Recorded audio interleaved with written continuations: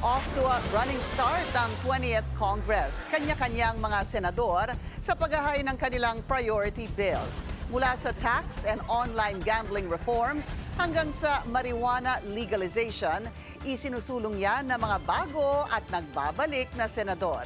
Narito ang agenda report ni Hannah T.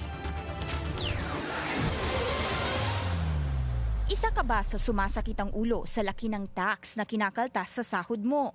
Good news, dahil Ginhawa Act ang isa sa unang bills na hinain ni Senator Win Gatchalian, ngayong bukas na ang 20th Congress. Sa ilalim nito, ang kumikita ng 400K annually pababa, exempted na sa income tax. Sa train law kasi, nasa 250,000 lang ang annual income na exempted. Ang bonus na umaabot sa 250K, exempted din. Pati overtime, night differential at hazard pay, hindi na rin babawasan. Dahil hazardous yung trabaho mo, pero kakaltasan pa ng gobyerno. Di ba? Kaya nga binibigay yan dahil delikado yung trabaho mo, dapat hindi nakaltasan ng gobyerno.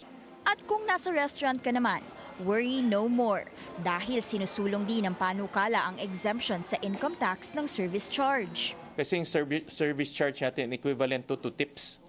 No? So, and tips naman ay kusang loob yan na binibigay sa mga waiters. Isa pang priority bill sa Senado, ang paghihigpit sa online gambling.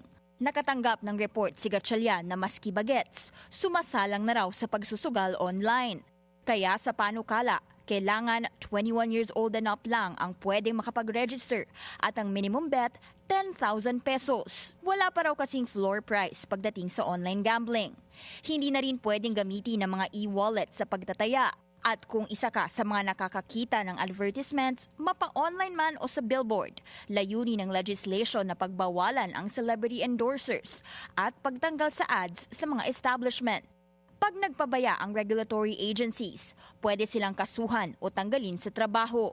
Kabilang sa online gambling ang e-sabong. Kasi ako personally, I'm against e-sabong. No? Dahil talagang nakita naman natin yung nangyari nung inallow in e-sabong. Ganito rin ang isa sa legislative push ni Senator Joel Villanueva dahil naalarma siya sa easy access ng online sugal sa mga bata. Bisyo na nagpo-promote ng greed, bisyo na nagpo-promote ng instant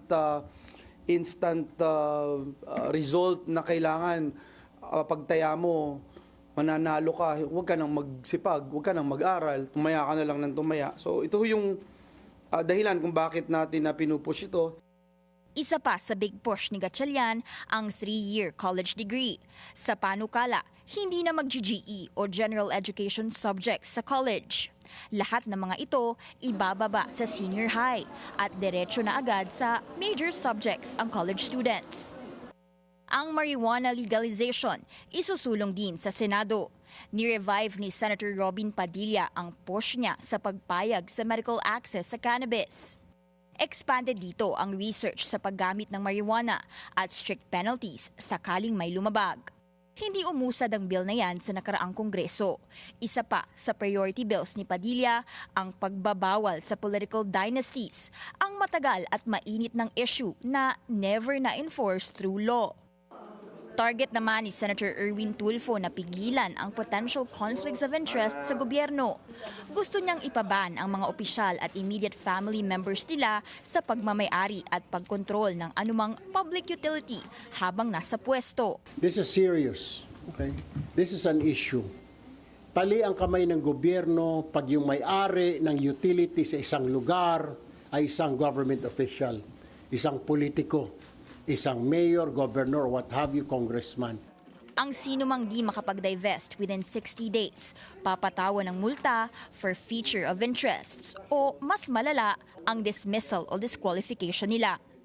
At bilang staunch critic ng national budget ngayong taon, gusto namang isulong ni Senator Ping Lacson ang public participation sa usapin ng budget.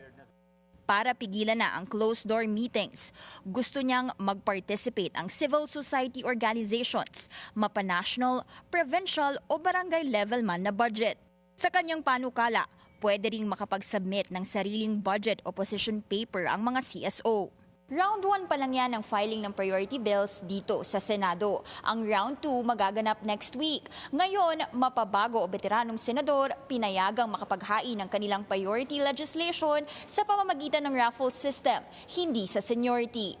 Para sa agenda, Hannah T. Bilyonaryo News Channel.